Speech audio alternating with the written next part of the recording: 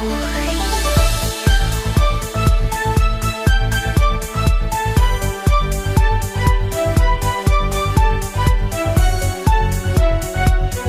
ጤና ይስጥልኝ የተከበራችሁና የተወደዳችሁ ውድ የዩቲዩብ ቻናል ቤተሰቦች እንዴት አላችሁ? እንግዲህ በአዲስ ቻናል ተመልሻለሁኝ። ቻናሉን ሰብስክራይብ በማድረግ ጀምሮ እኔን ለማበረታታት ማለት ነው።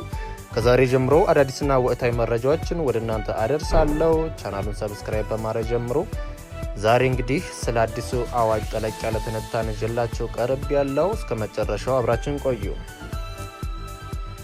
የክልል ጊዜያዊ አስተዳደሮች የቆይታ ጊዜ እስከ 2 ዓመት እንዲራዘም የሚያስችል አዋጅ ጸደቀ። የሕዝብ ተወካዮች ምክር ቤት ዛሬ ባካሄደው 2ኛ መደበኛ ስብሰባ በክልሎች የሚቋቋም ጊዜያዊ አስተዳደር የስልጣን ዘመን ከ2 ጊዜ እስከ 2 ዓመት ድረስ እንዲራዘም የሚያስችል የአዋጅ ማሻሻያን አጸደቀ። የአዋጁ ማሻሻያ ከዚህ ቀደም የፌዴሬሽን ምክር ቤት ስልጣን የነበረውን የክልል ጊዜያዊ አስተዳደር የቆይታ ጊዜን የማራዘም ኃላፊነት ለምክር ቤቱ አፈጉባኤ የሰጠ ነው። አዋጁ እስካሁን በስራ ላይ የነበረውን አዋጅ ቁጥር 359/1995 የሚተካ ሲሆን አዋጅ ቁጥር 1373/2017 ሆኖ በሁለት ድምፅ ተአቅቦ መጽደቁ ተገልጿል። የሕዝብ ተወካዮች ምክር ቤት ዛሬ ማክሰኞ 23/2017 ዓ.ም ባካሄደው መደበኛ ስብሰባ ላይ ቀርቦ የጸደቀው ይህ አዋጅ የስልጣን ዘመኑ የተጠናቀቀው የጊዜያዊ አስተዳደር የስልጣን ዘመን ለተጨማሪ ዓመት እንዲራዘም የሚያስችል ነው።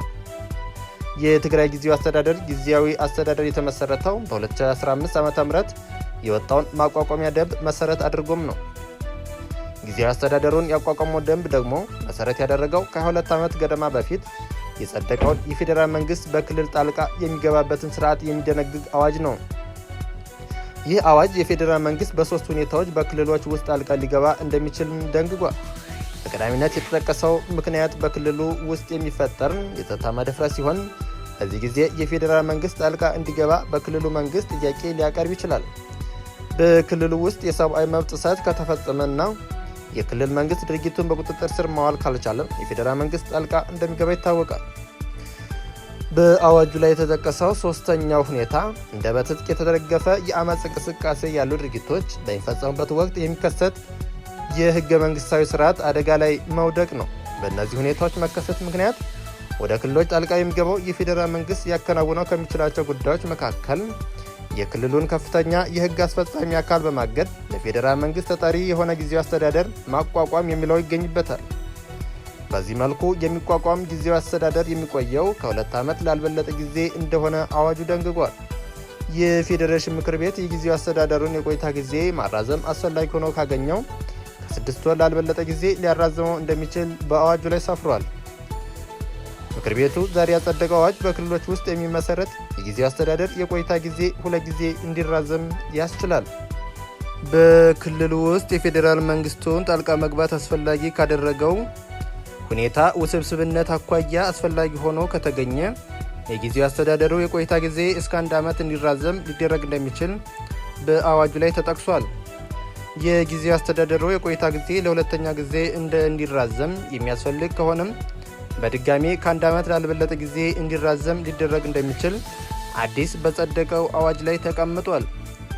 በስራ ላይ ባለው አዋጅ በክልሎች ውስጥ የሚመሰረት ጊዜያዊ አስተዳደርን የቆይታ ጊዜ የማራዘም ስልጣን ፌዴሬሽንም ምክር ቤት እንደሆነ ደንግጓል። አዲሱ ማሻሻያ ረቂቅ በበኩሉ ይህንን ስልጣን ወደ ምክር ቤቱ አፈ ጉባኤ አዘዋውሯል።